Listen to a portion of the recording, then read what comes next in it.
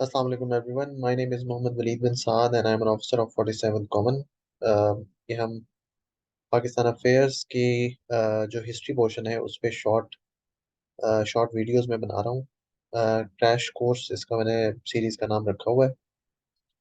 हमने 1857 से 1900 तक की थोड़ी हिस्ट्री डिस्कस की थी। जिन्होंने वो वीडियो नहीं देखी वो पीछे जाके देख सकते हैं। Let me share the screen, आगे बढ़ते हैं।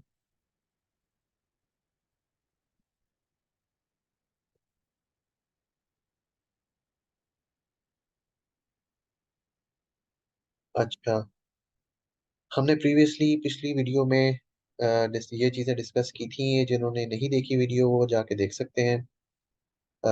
मैंने ये सारे मामलात पे डिस्कशन की हुई है ऑलरेडी। ये मैं आप लोगों को थोड़ा सा मैप दिखा देता हूँ पिछली वीडियो के लिहाज से कि जो उस वक्त की ग्रेट पावर्स थी, जो इंपीरियल पावर्स थी, उसमें रशियन था और ब्रिटिशर्स थे। ब्रिटिश इंडिया में जो इनका डायरेक्ट कंट्रोल था वो कलकत्ता, जो इस साइड पे था, बंगाल, जो अभी बंगाल वाली साइड है, और यानी इस साइड पे करके का कंट्रोल इस एरिया में ज्यादा था। इसमें इधर का पंजाब और इन एरियाज में। बाकी British India was divided into 635 plus princely states. Princely states वो एरियाज हैं जहाँ पे ब्रिटिशर्स का डायरेक्ट कंट्रोल नहीं है। वहाँ पे नवाब ऑफ बहावलपुर आपने सुना होगा, नवाब ऑफ जूनागढ़, कश्मीर वाला एरिया जो है वो हरी सिंह के पास था। ब्रिटिशर्स ने उसको बेच दी थी, वो इलाका बेच दिया था। तो ये बहुत बड़े बड़े एरियाज जो हैं ये ब्रिटिशर्स जो हैं इन नवाबों के जरिए कंट्रोल करते थे। इनडायरेक्ट कंट्रोल था। कुछ एरिया पे डायरेक्ट कंट्रोल था। जहां पे डायरेक्ट कंट्रोल था वहां पे ब्रिटिश पार्लियामेंट लॉ पास करती थी और वो इधर इम्प्लीमेंट करते थे गवर्नर जनरल के जरिए। और गवर्नर जनरल इनडायरेक्ट इंडिया पे कैसे कंट्रोल करता था? इन नवाबों को मराते दी भी थी। इनसे कहा हुआ था कि जी वो यहाँ पे अटैक करेगा, हम आपको प्रोटेक्ट करेंगे, लेकिन ये है कि आप उसके बदले में हमें टैक्सेस देंगे, और अगर हम चाहेंगे तो हमारी सपोर्ट के लिए अपनी जो है लोग प्रोवाइड करेंगे टू फिल आर आर्मी। ठीक है। ज्यादातर इनसे वैसे लेते नहीं थे ब्रिटिशर्स, क्योंकि ब्रिटिशर्स को इन पे ट्रस्ट नहीं था। अपने जहाँ पे खुद पॉलिसियां लगाते थे ब्रिटिशर्स, वहीं से ज्यादातर अपनी आर्मी को तामीर करते थे। मैंने बताया था ब्रिटिशर्स ने यहाँ पे जो एक मॉडल लगाया था एडमिनिस्ट्रेटिव, वो समझना जरूरी है और डेमोग्राफिक समझना जरूरी है। Let us move forward. ये जनाब ड्यूरन लाइन का मैंने जिक्र किया था। 1893 में ये ड्यूरन लाइन बनी और 1897 में फिर जाके कहीं ये ग्रेट वॉर जो है, ये पश्तून पॉपुलेशन जहाँ पे है, यहाँ पे जो ट्राइबल लोग हैं वो इन्फिल्ट्रेट करके इनको तंग करते थे ब्रिटिशर्स को, और ये रशिया इनकी हेल्प करता था। तो वो काफी हद तक मामला हल तो हुए, लेकिन फिर भी सिक्योरिटी जो इस इलाके की है, जो फॉर्मर फाटा है और के जो एनडब्ल्यूएफपी है, वहाँ के मामला ठीक नहीं हो रहे थे। तो उनको एक ऐसा बंदा चाहिए था, ऐसा एडमिनिस्ट्रेटर चाहिए था जो चेंजेस करता। तो दे सेंट लॉर्ड कर्जन, और लॉर्ड कर्जन ने 1901 में एनडब्ल्यूएफपी को प्रोविंस बना दिया था। मैंने प्रोविंस का बताया था कि उसमें इंफ्रास्ट्रक्चरल चेंजेस आती हैं, वहाँ पे डिपार्टमेंट्स बनते हैं, जिसकी वजह से लोकल पॉपुलेशन आपके साथ मिलना शुरू होती है, जिसकी वजह से सिक्योरिटी के मामला हल होते हैं। जहाँ पे भी भूख और प्यास होगी वो वाली पॉपुलेशन क्राइम में भी ज्यादा होगी, वहाँ पे टेररिज्म भी ज्यादा होगा। तो ये हमारे लिए भी लेसन्स हैं इस तमाम हिस्ट्री के अंदर। Let us move forward. तो आज का एजेंडा हमारा है कि हमने 1900 से 1912 को समझना है कि इस दौरान में क्या क्या डेवलपमेंट्स हुई हैं। तो मुस्लिम, मैंने आपको बताया था कि stayed away from politics till 1900। 1898 में सर सैयद की डेथ हुई।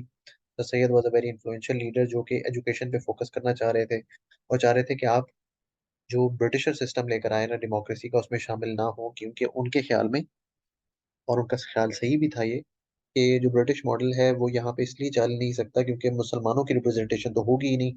कि ये ब्रिटिश सिस्टम मेजोरिटी की बेसिस पे होता है, और मेजोरिटी में मुसलमान नहीं थे, 25% मुस्लिम्स थे। और फिर डिस्पर्स थे, कोई यूपी बैठा हुआ है, कोई सीपी बैठा हुआ है। डिफरेंट प्रोविंसेस जो ब्रिटिश ने बनाए थे यहाँ पे, उनमें डिस्पर्शन थी आपकी, और कोई एक भी सूबा आपको नहीं मिल रहा था उस वक्त के हिसाब से। फिर क्या चेंज हुआ जिसकी वजह से आपको अचानक से ख्याल आया कि आपको जाना चाहिए? उसमें सबसे इंपॉर्टेंट चीज मैंने आपको बताया है कि लॉर्ड कर्जन ने 1901 में एनडब्ल्यूएफपी को प्रोविंस बना दिया। अब प्रोविंस तो ये था, लेकिन इसमें रिफॉर्म्स नहीं हुए हुए थे। यहाँ पे कोई इंस्टीट्यूशन नहीं बने हुए थे, लेजिस्लेटिव बॉडी नहीं थी, वो बनाने की जरूरत थी। अंग्रेजों ने यहाँ पे रिफॉर्म्स नहीं किए। अंग्रेजों ने यहाँ पे सिक्योरिटी फोर्स बना दी, और एफसीआर आप लोगों ने सुना होगा, जो फाटा में अब तक चलता रहा है जब तक ये मर्ज नहीं हुआ, फ्रंटियर क्राइम रेगुलेशन एक्ट, ठीक है ना। वो ऑर्डिनेंस था एक किस्म का, गवर्नर जनरल ने खुद से, जो प्रेसिडेंट था जिस तरह की उसकी पावर्स थी, उसने जो है गवर्नर जनरल ने वो ऑर्डिनेंस पास किया और उसके जरिए वो उसको कंट्रोल करता था सेंटर से। यानी सेंटर कौन सा था उस वक्त? कलकत्ता। कलकत्ता से उसको कंट्रोल करता था बैठ के, और बड़ा मुश्किल हो रहा था उनके लिए मैनेज करना। खैर, ये जब प्रोविंस बना तो इसमें 80% मुस्लिम पॉपुलेशन थी। अब एक प्रोविंस तो आपको मिल गया।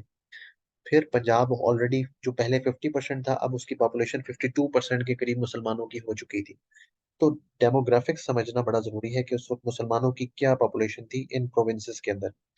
तो दो प्रोविंसेस आपको मिल रहे थे। फिर तीसरा जो मेजर पार्ट, जो जिसकी वजह से आप पॉलिटिक्स में आने का आपने मुसलमान लीडरशिप ने सोचा, वो थर्ड प्रोविंस जब आपको मिला है ना, out of the 8 total provinces, वो था पार्टीशन ऑफ बंगाल। अब ये क्यों इंपॉर्टेंट था? क्योंकि यहाँ पे रिफॉर्म्स भी थे, यहाँ पे इदारे भी बनाए हुए थे ब्रिटिशर्स ने, क्योंकि कैपिटल यहाँ पे था बंगाल में। तो ये काफी बेहतर था। इंस्टीट्यूशंस यहाँ पे थे, कोर्ट्स यहाँ पे थी, यहाँ पे एक पार्लियामेंट बनी हुई थी। और वो जो है बाकी जो आपकी यूनियन काउंसिल्स है, जहाँ पे मैंने बताया कि फ्रेंचाइज, क्योंकि एडल्ट फ्रेंचाइज नहीं थी, उसमें भी उन्होंने कुछ चीजें लगाई हुई थी, और कुछ जगहों पे इलेक्शन होते थे, उसमें से यूनियन काउंसिल्स और लेबर यूनियंस थी। और ये मौजूद थी पार्टीशन बंगाल में जो आपको मिला था, ईस्ट बंगाल। और वहां पे मुस्लिम पॉपुलेशन भी 50% से ज्यादा थी, जिसकी वजह से आपको ये था कि अब तीन मेजोरिटी प्रोविंसेस हमें मिल गए हैं, तो हमें यहाँ पे तो हम प्रोटेक्ट हो जाएंगे। लोकल लीडरशिप जो एलीट थी वो समझती थी कि यहाँ पे हम प्रोटेक्टेड हैं, यहाँ पे कभी ना कभी हमें गवर्नमेंट मिल जाएगी।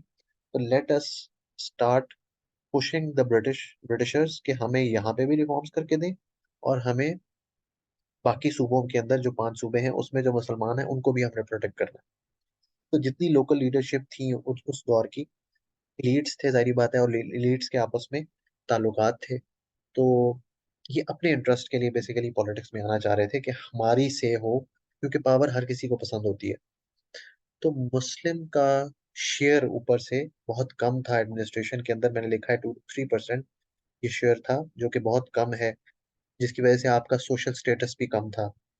तो एक बहुत बड़ा वोट बैंक इन मुसलमानों को नजर आ रहा था कि अगर हम इनकी अटेंशन हासिल कर लें तो हमें भी मिल सकता है एडमिनिस्ट्रेशन के अंदर शेयर अपना। फिर 1905 में एक और बहुत बड़ी इंपॉर्टेंट डेवलपमेंट हुई, वो ये हुई कि इलेक्शंस हुए ब्रिटिशर्स। मैंने कहा ना, ब्रिटिश पार्लियामेंट में ये चीजें होती थी। तो ब्रिटेन के अंदर इलेक्शन हुए, वहां पे लेबर पार्टी जीत गई। इस तरह वहां भी पार्टी सिस्टम था। तो लेबर पार्टी जब जीती तो उन्होंने वादा कर लिया कि हम जितनी भी हमारी कॉलोनीज हैं वहां पे रिफॉर्म्स लेकर आएंगे। तो यहाँ के लोगों को, लीडरशिप को समझ आ गई कि this is the time we should talk to the Britishers, कि भाई इधर रिफॉर्म्स करें और हमें भी शेयर दें। तो ये कुछ रीजंस बनी उस दौर में।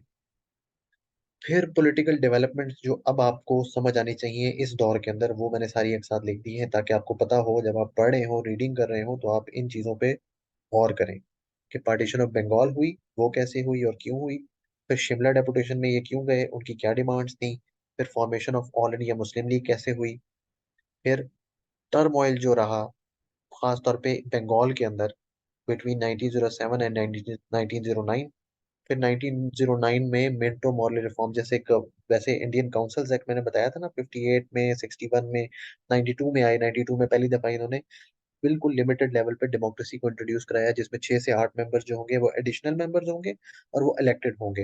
इलेक्शंस भी यूनिवर्सल फ्रेंचाइज, एडल्ट फ्रेंचाइज पे नहीं था, उसमें भी कुछ उन्होंने वो रखी हुई थी कि क्राइटेरिया था। तो मिंटो मॉर्ले रिफॉर्म्स के अंदर क्या बात हुई ये पता होना चाहिए हमें, क्योंकि पॉलिटिकल डेवलपमेंट्स में ये चीजें आपको पता होना जरूरी है। फिर politics of aggression of Congress, Congress ने जो फिर अग्रेसिव हो गई, और वो क्यों हुई 1909 से 1911 में, ये आपको पता होना चाहिए। फिर डेथ ऑफ द किंग, और नया क्राउन प्रिंस जो आ रहा था, उसका क्या लिंक बनता है स्टोरी से। और फिर एनल्टमेंट ऑफ पार्टीशन ऑफ बंगाल, ये कैसे हुआ। तो ये तमाम चीजों के अंदर ये बड़ी कनेक्टेड हिस्ट्री है, इसको समझना है। ये स्टोरी मैं आप लोगों को बता देता हूँ, ये आप लोग समझने की कोशिश कीजिएगा। अब जब इसके बाद आप पढ़ेंगे तो इंशाल्लाह आप लोगों को जल्दी तैयारी हो जाएगी, और पेपर को देख के एनालिसिस करना है हमने। ठीक है ना। तो partition of Bengal and subsequent development between 1905 and 1911, देखें इधर ट्राइका आपको पता होना चाहिए। आप हिंदू मुसलमान की बात नहीं करेंगे इस वक्त। ट्राइका तीन जो है पिलर्स, वो कौन कौन से हैं आपके लिए एनालिसिस करने के लिए?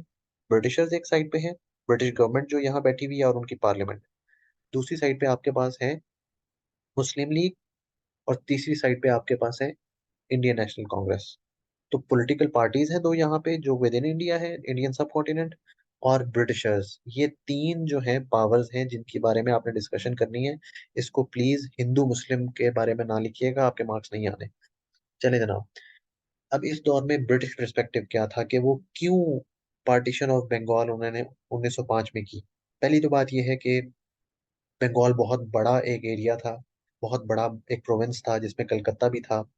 और जो लोकल लेवल पे जो उनका गवर्नर था प्रोविंस का, वो गवर्नर प्रॉपर नहीं था, वो लेफ्टिनेंट गवर्नर था। लेफ्टिनेंट गवर्नर जहां पे भी होगा, इसका मतलब है कि वो छोटा सूबा उसको कंसिडर कर रहे हैं। अब उनके ख्याल में ये था कि जब इसमें क्योंकि गवर्नर जनरल भी ऑलरेडी बैठा हुआ है और इसमें रिफॉर्म्स हुए हैं, तो इसमें प्रॉपर गवर्नर देने की जरूरत नहीं है। जब आप प्रॉपर गवर्नर नहीं दे रहे थे तो उसको मराते भी कम दे रहे थे, उसके पास गाड़ियां भी कम थी, उसके पास बाकी चीजें भी कम थी। तो उसके पास इतना एडमिनिस्ट्रेटिवली इतनी मैन पावर और चीजें नहीं थी कि वो तमाम एरिया को विजिट कर सकता, उसमें से कलेक्ट कलेक्ट कर सकता जो टैक्सेशन। और जब वो नहीं कर सका और चीजें मैनेज नहीं हुई, भूख प्यास आई उस एरिया में, तो वहां पे अल्टीमेटली क्राइम रेट बढ़ा जिसकी वजह से सिक्योरिटी कंसर्न्स हुए। तो उनको, अब देखिए जो बाहर वाली पावर्स है ना, वो इन वीकनेसेस को एक्सप्लॉइट करके आपके एरियाज लेने की काविश में रहती हैं। जिस तरह फ्रांस ने आपके यहाँ पे पिछले दौरों में कोशिश करता रहा, आपके टीपू सुल्तान को उन्होंने प्रमोट किया, उनको सपोर्ट किया। तो वो आपकी लोकल लेवल पे जो इश्यूज होते हैं उनको एक्सप्लॉइट करती हैं बाहर वाली पावर्स, ताकि आप स्टेबल ना हो और आपकी पावर नीचे जाए। तो ब्रिटिशर्स चाह रहे थे कि इसमें हम थोड़ा से रिफॉर्म्स ले आए। तो उन्होंने पार्टीशन ऑफ बंगाल 1905 में किया। फिर एडमिनिस्ट्रेटिव इश्यूज बहुत ज्यादा थे, मैंने बताया कि उसके पास मैन पावर नहीं थी, उसके पास रिसोर्सेज नहीं थे, वो कैसे मैनेज करता। वो बार बार खत लिखता था गवर्नर जनरल को कि भाई मेरे से मैनेज नहीं हो रहा ये एरिया, आप मुझे कुछ करके दें। तो ब्रिटिश पार्लियामेंट ने फिर इजाजत दी और 1905 में पार्टीशन हुई। लिबरल पार्टी आ गई थी। लिबरल पार्टी ने सबसे पहला काम ही ये किया कि भाई इस सूबे को तोड़ो, इस सूबे को दो में डिवाइड करो ताकि एडमिनिस्ट्रेटिवली पॉसिबल हो सके। अब आगे चलते हैं। ये हुआ तो मैंने आपको ऊपर बता चुका हूँ कि आपके पास तीन सूबे आ गए और एक सूबा वो था बंगाल का जो कि इम्पोर्टेंट सूबा था। तो लोकल लीडरशिप चूंकि बंगाल की अवेयर भी ज्यादा थी पॉलिटिकली, क्योंकि उन्होंने तो ब्रिटिशर्स को बड़ा देखा था कि एडमिनिस्ट्रेशन वो कैसे चलाते हैं। तो वो फौरन से उन्होंने शिमला जाने का प्लान किया। शिमला क्यों जाने का प्लान किया? क्योंकि वहां पे जो नया वॉइस रॉय आया हुआ था जिसका नाम लॉर्ड मिंटो था, उससे वो मिलने पहुंचे और उन्होंने ये डिमांड रखी। अब ये डिमांड्स हैं, ये बड़ी टेक्निकल डिमांड्स हैं, बड़ी मजे की डिमांड्स हैं, इसको समझने की कोशिश कीजिएगा। पहली डिमांड जो मैंने लिखी है वो लिखी है establishment of a Muslim university at Aligarh. Aligarh college को जो सर सैयद था उसको कहा जी इसमें आप मुस्लिम यूनिवर्सिटी बनाएं। अब यूनिवर्सिटी का हम लोग समझते हैं जी बस एजुकेशन का इदारा, ऐसी बात नहीं है। उस वक्त हमारी तरह डिग्रियां बांटने के लिए नहीं होती थी यूनिवर्सिटी। उस वक्त ये कल्चरल हेड होती थी, ये डिबेट्स का हेड होती थी, ये सबसे बड़ी बात यह है यूनिवर्सिटी सिंडिकेट में इलेक्शन होता था। मैंने बताया कि हर जगह इलेक्शन नहीं होता था। एक जो मेन एरिया था जहाँ पे इलेक्शन होता था वो यूनिवर्सिटी सिंडिकेट, यानी कि जो आपके यूनिवर्सिटी के लोग हैं, जो उसके सिंडिकेट के मेंबर्स हैं, उन्हीं में से एक बंदा खड़ा होगा, वो इलेक्ट होगा। अगर मुस्लिम यूनिवर्सिटी होगी तो मुसलमान ही खड़ा होगा और मुसलमान के जीतने के चांसेस ज्यादा होंगे। तो ये एक बहुत जबरदस्त टेक्निकल डिमांड थी इनकी, ठीक है ना। और उस वक्त तीन यूनिवर्सिटीज थी इन इंडिया में और उसमें से कोई भी एक मुस्लिम यूनिवर्सिटी नहीं थी, उसमें से कोई भी इलेक्ट हो सकता था। तो ये इनकी बड़ी पॉलिटिकल डिमांड थी। दूसरा, उन्होंने एलिवेशन ऑफ कोई भी कम्युनिटी होती है ना, वो होती है उसकी जॉब्स पे। मैंने आपको बताया कि 2 से 3% आपका पूरे एडमिनिस्ट्रेटिव एडमिनिस्ट्रेटिव मॉडल के अंदर हिस्सा था। तो उसके रोल को बढ़ाने के लिए इन्होंने कहा जी कि हमें गजेटेड और नॉन गजेटेड जॉब्स में हिस्सा दिया जाए, यानी कोटा दिया जाए। तो ये बड़ी अच्छी डिमांड थी कि आप जब जॉब में जाएंगे आप कमाएंगे भी ज्यादा।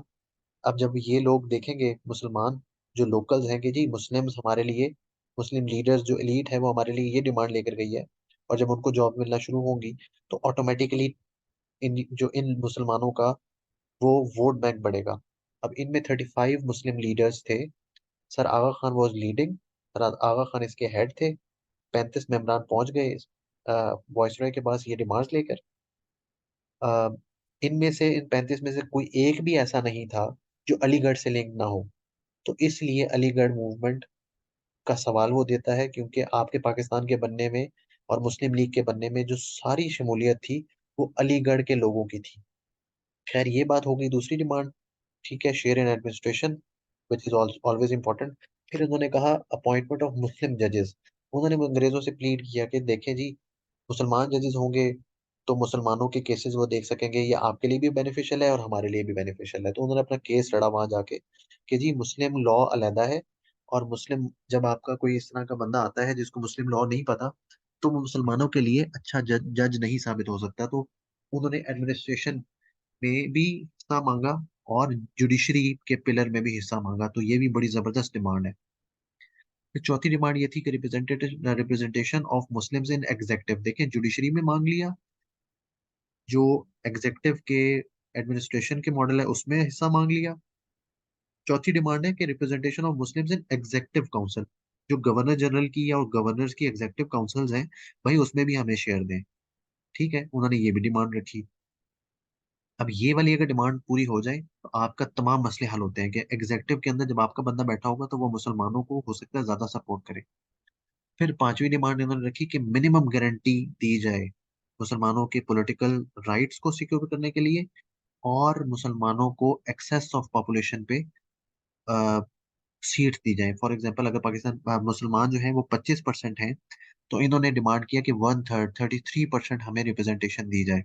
ये भी बड़ी जबरदस्त डिमांड है, और मिनिमम गारंटी दी जाए कि हमारे पॉलिटिकल राइट्स को सिक्योर किया जाएगा। इससे ये मिनिमम, जब आप एक चीज बाहर लगा देते तो उससे ऊपर ही बात जाती है, नीचे नहीं आती। तो बड़ी टेक्निकल ये उनकी डिमांड थी कि मिनिमम हमें इतनी तो गारंटी करें ही करें ना, बात की बात में देखी जाएगी। छठा उनका सबसे जो इम्पोर्टेंट पॉइंट है जिसपे सारों का मसला था, वो इन्होंने मांग लिया कि जी जो आपने अपने बाकी कॉलोनीज में, खास तौर पे अफ्रीकन कॉलोनीज में जहाँ पे बाइफरकेशन है एथनिसिटी बेस में, कि वहाँ पे काले भी हैं गोरे भी हैं, तो आपने जो उनको सेपरेट इलेक्टोरेट का राइट दिया हुआ है वो हमें दिया जाए, ताकि मुसलमान मुसलमान सीट पे खड़ा हो और मुसलमान ही जीते। तो ये क्यों इंपॉर्टेंट है? क्योंकि तीन वजूहात की वजह से, फॉर्मेटिव फेज किताब है, उसमें तीन बातें उसने लिखी हुई हैं कि क्यों ये सेपरेट इलेक्टोरेट इतना इंपॉर्टेंट था और इस पे बाकी लोगों की क्यों इतनी रिजर्वेशंस थी। पहली तो बात ये है कि जब आपकी एक कोटा किस्म का सीट होगी कांग्रेस के अंदर जहां लॉ बनना है, तो मुसलमानों की पार्ट हो जाएगा कांग्रेस में, कांग्रेस में आप जाएंगे ही जाएंगे। ठीक है, तो एलिवेट कर देगा आपको, क्योंकि जितनी भी उधर के लोकल लीडरशिप होगी हिंदू या जो इंडियन नेशनल कांग्रेस की होगी, उसको मुसलमानों को साथ में लेके चलना पड़ेगा कि भाई इन्होंने तो बैठना ही बैठना है कांग्रेस के अंदर, तो हम इनको साथ में लाएं, इनकी बातें भी सुने। अब पॉलिटिक्स जब भी होती है तो मफाहमत होती है ना, तो जब मुसलमानों की आपने उनको साथ लेके चलना है तो उनकी कुछ बातें आपको माननी पड़ेंगी। ये इसी तरह है कि अगर पीटीआई को या पीएमएलएन को शेयर मिल जाए कि जी इन्होंने होना ही होना है पार्लियामेंट में, तो जो भी पार्टी होगी वो इनको जिसका शेयर होगा पार्लियामेंट के अंदर उसको जरूर साथ रखेगी कि यार इन्होंने तो होना ही है, हम तो जीते या ना जीते जनरल सीट पे, इनका तो सेपरेट इलेक्टोरेट पे कोटा है, तो हमें इनके साथ तो जरूर मुफाहमत करनी चाहिए। तो मुसलमानों की एक वैल्यू एलिवेट हो जाएगी। दूसरी बात यह है कि मुसलमान जो है वो सेपरेट इलेक्टोरेट की सीट तो उनको मिल गई, वो जनरल सीट पे भी लड़ सकेंगे ना। जो जनरल सीट्स होंगी, जो ओपन मेरिट की सीट्स होंगी, उनपे भी जब मुसलमान लड़ सकेंगे तो मुसलमानों की सीट्स बढ़ सकती हैं। तीसरी बात यह है कि मुस्लिम वोटर्स जो है उनके पास भी दो राइट्स हो जाएंगे, एक वो जनरल सीट के लिए वोट डालेंगे और एक वो सेपरेट इलेक्टोरेट की सीट के लिए वोट डालेंगे, तो मुसलमानों के वोटिंग राइट्स भी बढ़ गए। तो जो कांग्रेस का बंदा भी अगर है, वो ना सिर्फ हिंदू कम्युनिटी को साथ रखेगा बल्कि मुसलमानों को भी साथ रखना पड़ेगा उसे। तो इन मुसलमानों की ओवरऑल पॉलिटिकल जो पावर है वो मल्टीफोल्ड इंक्रीज हो जाती है इस सेपरेट इलेक्टोरेट की, अगर ये माना जाए तो ये बड़ी जबरदस्त डिमांड थी, इस चीज को समझिएगा बैठ के, ये बड़ी इंपॉर्टेंट डिमांड है। खैर इस दौर में ब्रिटिश पर्सपेक्टिव क्या था, 1906 से 1909 में देखते हैं। ब्रिटिश काउंसिल एप्रीहेंसिव थी क्योंकि 1885 में जो इन्होंने इंडियन नेशनल कांग्रेस बनाई, वो बड़ा तेजी से तरक्की कर रही थी। ठीक है ना, लोकल लेवल पे जो लीडरशिप थी वो पॉलिटिकल एक्टिविटीज में बहुत ज्यादा इन्वॉल्व हो रही थी, और जब आप इन्वॉल्व होते हैं पावर स्ट्रगल में, तो ब्रिटिशर्स को डर था कि अगर सारे इंडियंस जो है एक जगह जमा हो गए तो हमारी तो हम तो अफसरी नहीं कर सकेंगे। तो इन्होंने, एक तो ये रीजन बहुत सारे एनालिस्ट बताते हैं, बहुत सारा हिस्टोरियंस बताते हैं कि ये एक रीजन बनी कि उन्होंने कहा कि एक और पॉलिटिकल पार्टी बननी चाहिए। दूसरी बात जब इन्होंने हुई तो ये मुसलमान जो है ये चले गए इनसे मिलने, और इन्होंने जो डिमांड्स हमने ऊपर डिस्कस की है शिमला में इन्होंने पेश कर दी। तो मिंटो ने इनको बड़ी अच्छी तरह रिसीव किया। मिंटो ने कहा देखें जी आपकी बड़ी पॉलिटिकल डिमांड्स हैं, लेकिन आप कहाँ से आए हैं? You are not, these are political demands but they are not coming from a political party. तो आप एक पॉलिटिकल पार्टी बना लें, उसके जरिए हमें डिमांड्स दें, और ये डिमांड्स में हम लोग फिर फॉरवर्ड करते हैं to secretary of state of Indian affairs, जो कि ब्रिटेन में बैठा हुआ है, क्योंकि ये पार्लियामेंट का काम है, ये मेरा काम नहीं है, मैं तो इधर एग्जीक्यूटिव हेड हूँ। लेजिस्लेशन जो है इस तरह की, वो पास करेंगे आपको सीटें देने की, हम नहीं कर सकते। जो यहाँ की लोकल लेजिस्लेशन थी ना इंडिया सब कॉन्टिनेंट के अंदर, वो सिर्फ छोटे मोटे लॉज पास करती थी। या इनहेरिटेंस का लोकल के लिए क्या होगा लॉ, इरिगेशन तो है उसमें हमने क्या करना है, यानी कि लोकल लेवल की जो प्रॉब्लम्स थे उसको रिजॉल्व करने के लिए। जो ये बड़े एडमिनिस्ट्रेटिव मामला थे ना, ये ब्रिटिश पार्लियामेंट में ही डिस्कस होते थे।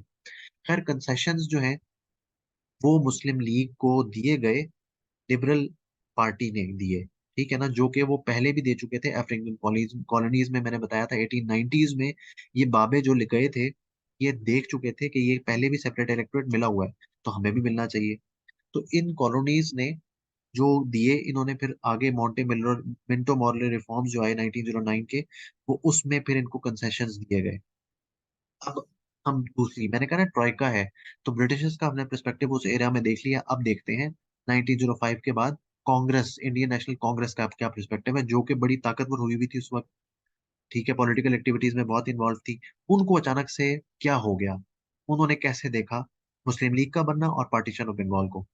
तो इंडियन नेशनल कांग्रेस, पहली तो बात यह है 1905 में जब पार्टीशन हुई है, तो एज अ पॉलिटिकल पार्टी उन्होंने कहा कि हम, ये एक लोकल लेवल का मसला है बंगाल का, इसमें हम as a political party of the whole of India नहीं शामिल होंगे। तो लोकल लीडरशिप जो थी, तिलक टाइप और टैगोर टाइप, ये जो थे अग्रेसिव पॉलिटिक्स में पे बिलीव रखते थे, ये थे भी बंगाल के। तो उस रीजन के जो पॉलिटिकल लीडर्स थे, जो कांग्रेस से मुंसलिक थे, उन्होंने पर्सनल लेवल पे वो बैठ गए, सिट इन उन्होंने करना शुरू कर दिया, प्रोटेस्ट करना शुरू कर दिया कि ये क्यों हुआ है पार्टीशन। अब ये क्यों हुआ, मैंने उसके नीचे रीजन लिखा हुआ है कि लोकल एलिट्स और बिजनेसमैन जो थे, जो कि लॉयर्स थे, वो फंड करते थे कांग्रेस को। क्योंकि जो भी पॉलिटिकल पार्टी होती है उसको फंडिंग की जरूरत होती है ना, जिस तरह जहांगीर तरीन पीटीआई को फंड करता था पहले, अलीम खान रखे होते हैं इन्होंने, और इस तरह के जितना और एलिट्स हैं आपके, मलिक रियाज टाइप, वो पॉलिटिकल पार्टीज को जरूरत होती है क्योंकि उनको फंड्स की जरूरत होती है, क्योंकि इलेक्शन में पैसे लगते हैं। तो जो लोकल एलिट्स हैं और बिजनेसमैन हैं, उन्होंने कहा कि अब हम सपोर्ट नहीं करेंगे, क्योंकि उनकी इकोनॉमिक एक्टिविटी पे कट लग गया। जब पार्टीशन हुई, तो जो केसेस इन लॉयर्स के होते थे ईस्ट बंगाल में, जहाँ पे जो पार्टीशन हो चुका था, अब उनके केसेस उधर ईस्ट बंगाल में ही हल होना शुरू हो जाएंगे, और उनकी तरफ से जो उनका जो पैसे जहां से वो कमाते थे, खत्म हो गया मामला। तो इस तरह बिजनेसमैन और जिस तरह के और लोग हैं, फिर चटागोंग एक पोर्ट थी जो कि ईस्ट बंगाल में रह गई, उस पोर्ट के जरिए बंगाल बड़ा कमाता था। अब वो जब डिवाइड हुआ तो वो तो ईस्ट के पास चला गया। तो लोकल लीडरशिप ने, जो लोकल बिजनेसमैन थे, उन्होंने कहा कि भाई हम फंड नहीं करेंगे पार्टी को। इस वजह से तिलक और टैगोर ने बड़ा प्रोटेस्ट किया, क्योंकि इनको था कि अब हमें सपोर्ट कोई नहीं करेगा, हम तो इलेक्शन नहीं जीत सकते। दूसरी बात यह है कि after formation of all India Muslim league, Congress ने प्रोटेस्ट करना शुरू किया as a whole. Aahista Aahista उनको ये रियलाइज हुआ कि यार ये तो अंग्रेज हमें डिवाइड एंड रूल कर रहे हैं। तो बंगाली नेशनलिज्म का नारा उन्होंने लगाया कि जी बंगाली नेशनलिज्म को काटा जा रहा है, तोड़ा जा रहा है, और इंडियंस को डिवाइड किया जा रहा है by Congress, by Britishers. Britishers ने ये जो एक और पॉलिटिकल पार्टी बनवा दी है, ये हमारे खिलाफ इन्होंने बनवाई है, ताकि इंडियंस जो है ना वो डिवाइड रहे। अच्छा, अगला जो है ना, जब ये प्रोटेस्ट इतने ज्यादा अभी हाइप पे नहीं थे, इनको बहुत ज्यादा कंफर्म हो गया अपने आइडिया पे, जब ये 1909 के मिंटो मॉर्ले रिफॉर्म्स में सेपरेट इलेक्टोरेट का राइट दे दिया गया मुसलमानों। देन जो कांग्रेस है एज अ होल, इसने प्रॉपर प्रोटेस्ट करना शुरू कर दिया, इन्होंने आग लगाना शुरू कर दी, इन्होंने धरने देने शुरू कर दिया कि ये तो वाकई ही हमारी बात सच निकली, ये तो मुसलमानों के साथ खड़े हैं अंग्रेज। और मुसलमान उस वक्त बड़ी ही आ, वफाईमती पॉलिटिक्स कर रहे थे, क्योंकि कभी भी माइनॉरिटी अग्रेसिव नहीं हो सकती, ठीक है ना। अब ये कांग्रेस का हमने पर्सपेक्टिव 1909 तक देख लिया है कि मिंटो मॉर्ले रिफॉर्म्स जो आए हैं, ये हम आगे पढ़ेंगे कि इसमें क्या था। लेकिन जब उनको सेपरेट इलेक्टोरेट पहली दफा दिया ना ब्रिटिशर्स ने, जो मैंने बताया कि एक रिफॉर्म वाली पार्टी आई थी, उसने कहा था हम रिफॉर्म करेंगे, तो उन्होंने जब ये सेपरेट इलेक्टोरेट का राइट दिया, जो कि इनकी डिमांड भी थी शिमला डेपुटेशन की, जब वो एक्सेप्ट हुई, तो फिर इनको समझ आ गई कांग्रेस को कि भाई ये तो हमें डिवाइड एंड रूल कर रहे हैं। अब ब्रिटिश पर्सपेक्टिव हम देख लेते हैं 1909 से 1911 तक। हुआ ये जनाब कि कांग्रेस ने प्रोटेस्ट करना शुरू किया हुआ था, कलकत्ता जो उनका कैपिटल था उस वक्त का, वो इट वाज बर्निंग। दरमियान में क्या हुआ 1910 दिसंबर में, कि जो किंग था उस वक्त का, इंग्लैंड का, वो मर गया। वो जब मरा है तो अब उनका जो क्राउन प्रिंस था, it he was in Thailand, उसको फौरन से उसको क्राउन करना था। तो अब उन्होंने सोचा कि भाई क्या किया जाए, तो उनकी पार्लियामेंट ने ये डिसाइड किया कि जी सबसे करीब तरीन जो है ना हमारा क्राउन जूल और ब्रिटिश एम्पायर है, वो है इंडिया, इसको इंडिया में क्राउन करना चाहिए। तो गवर्नर जनरल को फौरन हुक्म जारी हुआ ब्रिटिश पार्लियामेंट की तरफ से कि भाई इसको उधर बुलाओ और इसको कलकत्ता में ताज पहनाओ।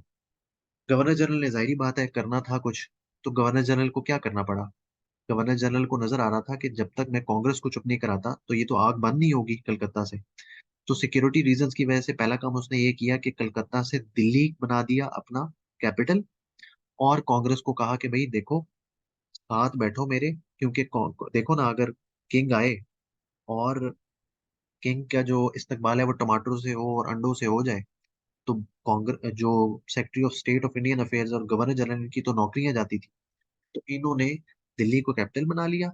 और जब क्राउन प्रिंस आया तो कांग्रेस जिस पार्टी को बनाना था, मुसलमान तो अपीज कर रहे थे, मुसलमान तो वैसे भी अग्रेसिव नहीं थे, कांग्रेस ही अग्रेसिव थी, तो उनको डायल डाउन करने के लिए इन्होंने कहा जी कि आप क्या चाहते हैं, कांग्रेस बता दें मुझे। तो कांग्रेस ने इनको कहा जी आप एनल करें पार्टीशन को। उसने कहा जी डन, कांग्रेस हम इसको अनल करते हैं, लेकिन आप लोग अपने प्रोटेस्ट को बंद करें।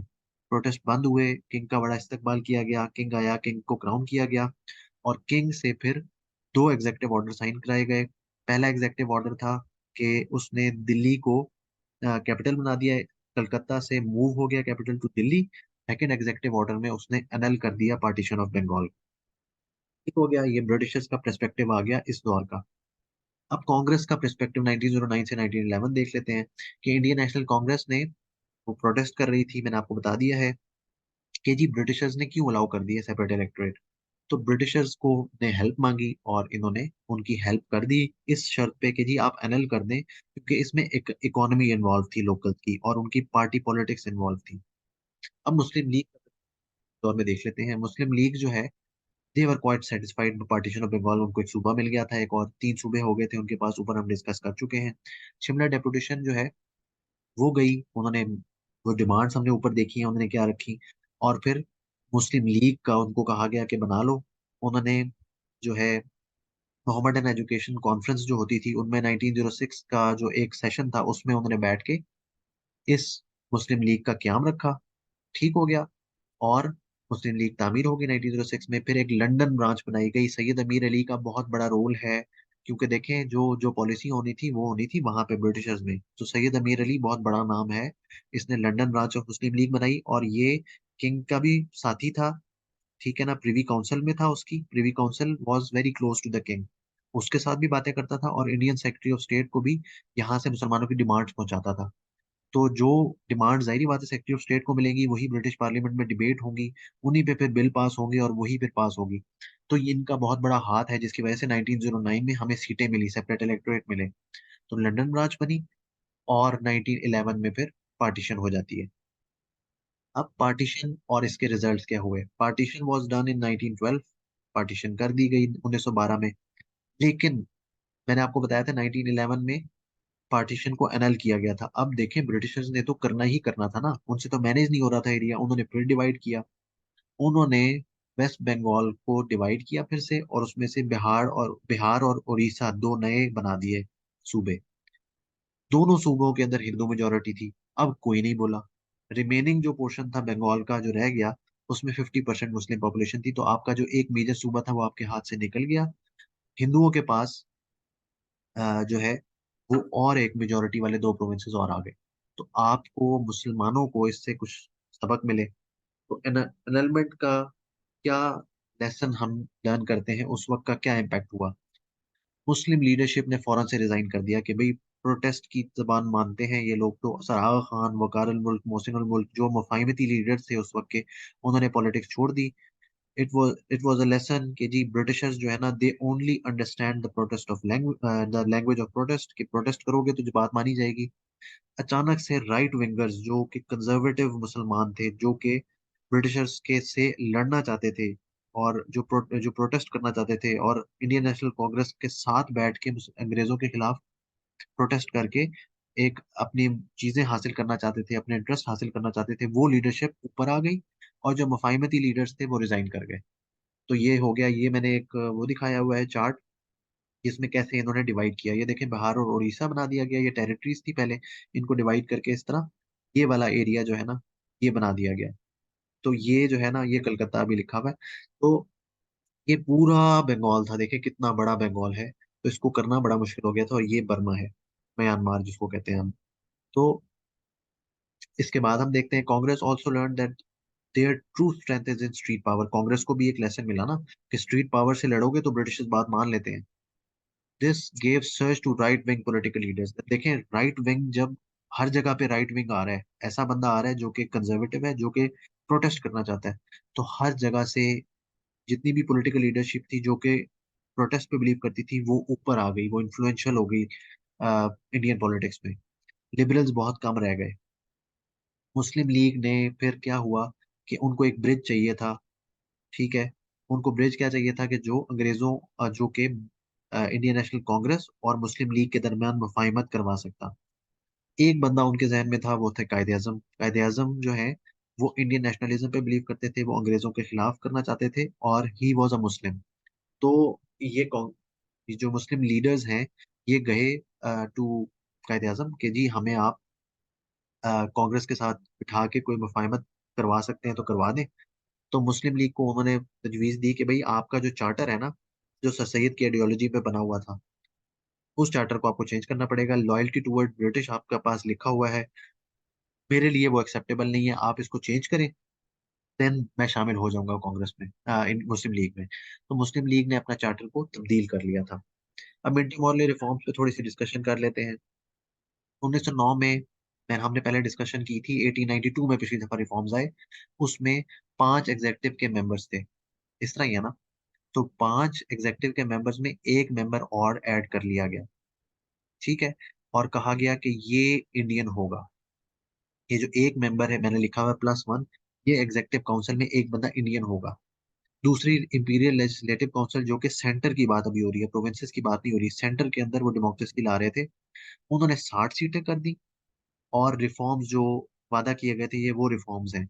60 सीटों में से 33 जो हैं वो इंडियंस होंगे, उसमें से 27 वो सीटें होंगी जो जनरल सीट्स होंगी, जिसमें मुसलमान भी लड़ सकता है, हिंदू भी लड़ सकता है, इंडियन नेशनल कांग्रेस में जो भी आ गया। और 6 सीटें उन्होंने मुसलमानों की स्पेसिफिक कर दी, कि इस पे मुसलमान ही खड़ा होगा और मुसलमान ही जीतेगा। तो सेपरेट इलेक्टोरेट की 6 सीट्स आपको मिल गई। अब जो चार्टर में चेंज आई वो क्या थी, 1912 में न्यू मुस्लिम लीडरशिप आ गई।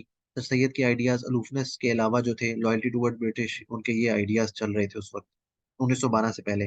Devotion towards Muslim and modern education, और गुड रिलेशन विद मुस्लिम उम्मा और all over the world, to support Ottoman. जाहिर बात है कि आपकी खिलाफत थी तो आप उसको सपोर्ट करना चाह रहे थे। तो ये 3 पे चल रहे थे।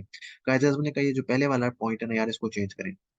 दे change the first point, loyalty towards Indian nationalism कर दिया गया है इसको, कि हम इंडियन नेशनलिज्म पे बिलीव करेंगे, हम लॉयल नहीं रहेंगे टुवर्ड्स ब्रिटिश। हम अपने सेल्फ गवर्नमेंट की तरफ जाएंगे, अपनी कोशिश करेंगे, अपनी मराते और अपनी पावर को अचीव करें। They then wanted to create a unified front with Congress without losing their identity. Identity भी मेंटेन रखनी है हमने एज मुस्लिम इंडियंस, और हमने कांग्रेस की मुफाहिमत करके एक जॉइंट फ्रंट देना है, ताकि हम पुश करें ब्रिटिशर्स को पीछे, और अपनी अपने लिए पावर शेयरिंग लें, एडमिनिस्ट्रेशन में भी, एग्जेक्टिव में भी, जुडिशरी में भी। उनको बनना चाहिए था एक जो दोनों पार्टीज में आ सकता। तो चार्टर चेंज कर लिया उन्होंने, और 1913 के अंदर, ये 12 मेरे से गलती हो गई है, 1912 और 13 के दरमियान जिन्ना साहब ने, कायदे आजम ने ज्वाइन कर ली ऑल इंडिया मुस्लिम लीग। इसके बाद की स्टोरी मैं अब आपको अगली दफा सुनाऊंगा। आई होप के this video will help you. Please do let me know इन कि आप लोगों को इससे फायदा हो रहा है या नहीं हो रहा। अपने फीडबैक जरूर दीजिएगा, कमेंट सेक्शन में लिख दीजिएगा, ताकि मैं फर्दर भी वीडियोस बनाता रहूं। ओके जी, थैंक यू, अस्सलाम वालेकुम।